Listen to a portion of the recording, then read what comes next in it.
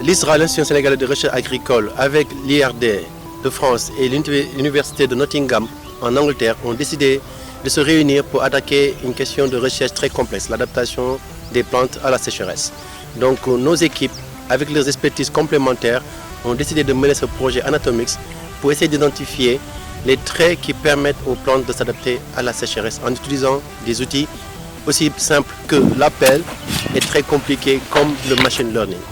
Donc la méthodologie qu'on utilise, on appelle ça chevolomix, ça veut dire en fait une plaie, une façon de prélever la plante. Mais on a choisi une plante très particulière ici pour le Sénégal, c'est le mil. Pourquoi le mil? Parce que le mil contribue à la sécurité alimentaire, à nourrir les populations. Et c'est une plante qui a les caractéristiques de pouvoir tolérer de hautes températures et puis des périodes de sécheresse. Donc en caractérisant les mécanismes d'adaptation des plantes chez le mil, ça nous permettrait éventuellement de contribuer à développer des marqueurs et des nouvelles variétés qui pourront s'adapter davantage à la sécheresse. We've all come together to use our expertise, the brilliant pearl millet resources being generated by our Senegalese colleagues at Serraz and ISRA, with our colleagues in IRD in France, and we're bringing our expertise of root biology, because what we're doing here in this trial is trying to understand the hidden half of plants. So the part beneath the ground is very important for water and nutrient uptake, and breeders really tend to ignore this, and so we have a big team which is investigating the roles of roots.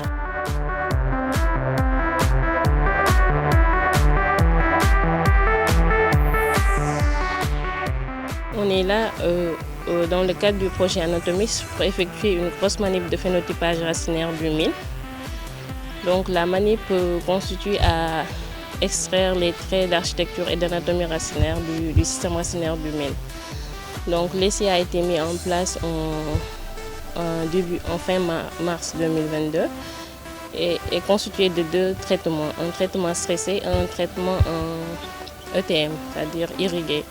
On est venu cette semaine pour faire la manip de phénotypage avec la méthode chevolomix qui constitue à déterrer le système racinaire à 20 cm du pied de la plante.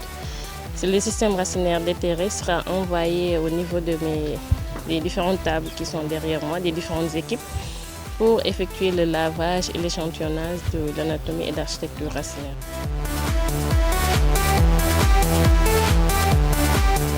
On se retrouve en fait après lavage et prélèvement des racines avec ce type de système racinaire.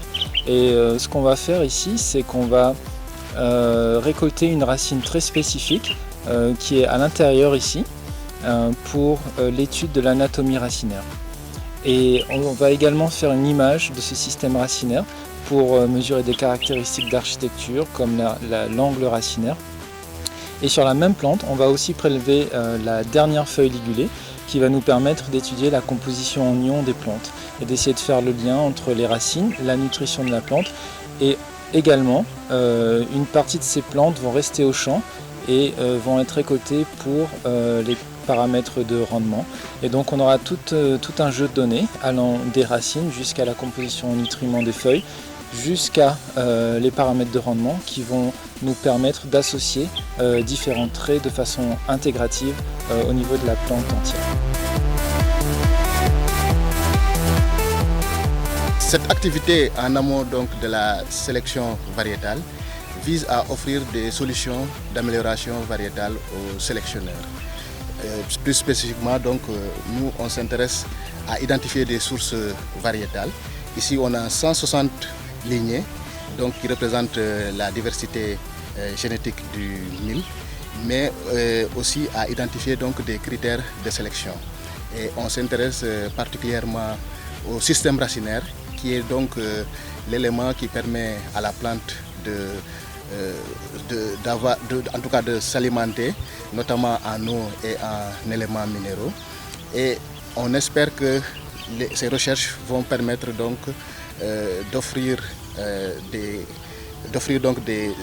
éléments nouveaux aux sélectionneurs et qui vont permettre donc de pouvoir améliorer l'adaptation du mil au stress hydrique pour en tout cas nos changements climatiques actuels, mais aussi qui sont à venir.